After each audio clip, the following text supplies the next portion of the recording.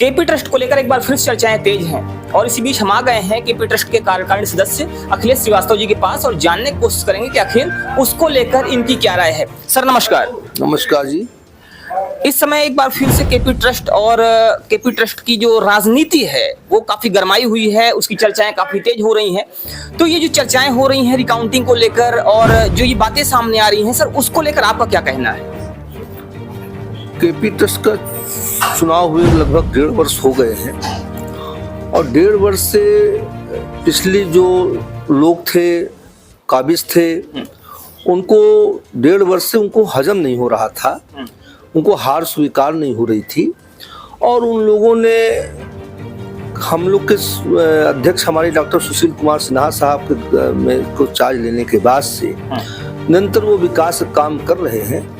लेकिन 1.5 साल से ये सदर तहसील में उप जिलाधिकारी के यहाँ मुकदमा एक लंबित उनका चल रहा था।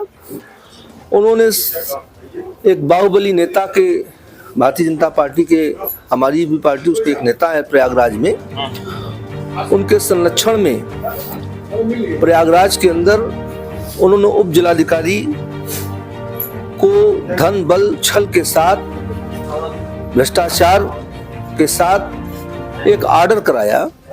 सर ये तो आप एक बड़ा आरोप लगा रहे हैं उप जिलाधिकारी के ऊपर कि धन बल के साथ और राजनीतिक दबाव में, ये कहाँ तक उचित है सर? आप देखें कि कोई भी कोर्ट कोई भी निर्णय जब होता है तो अपील करने का जो एक नियम है, सोसाइटी एक्ट के अंदर भी 30 दिन का अपील करने का अधिकार प्राप्त है दूसरे पक्ष को, और उन्होंने 1 हफ्ते का समय दिया, वो भी बैक डेट सैटरडे के दिन ऑर्डर दिखा रहे हैं, संडे को लोड कर रहे हैं, मंडे की शाम को रिलीज कर रहे हैं, हफ्ते में 3 दिन खाने के बाद वो ऑर्डर रिलीज कर रहे हैं और उसको इम्प्लीमेंट कराने की कोशिश कर रहे हैं। दूसरे पक्ष को भी कोर्ट में जाने का, अपील करने का राइट है। हमारा कोर्ट में लंबित है, स्ट्राइक हो गई है 2 तारीख को माननीय उच्च न्यायालय में, और माननीय कमिश्नर आयुक्त के यहाँ भी केस लगा हुआ है। कल 28 तारीख को माननीय उच्च न्यायालय में भी कोर्ट में मामला लंबित है।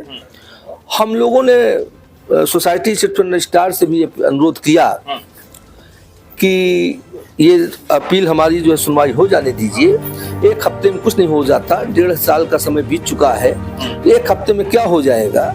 लेकिन उन लोगों ने कुछ ऐसा इन लोगों ने प्रयास किया धन बल छल के आधार पर, तो उसको कंप्लायंस करा रहे हैं।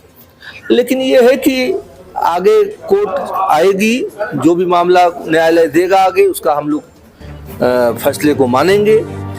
अभी हमारे मामला माननीय कमिश्नर के यहाँ भी 2 तारीख को लंबित है और 28 तारीख को माननीय उच्च न्यायालय हाई कोर्ट में भी लंबित है।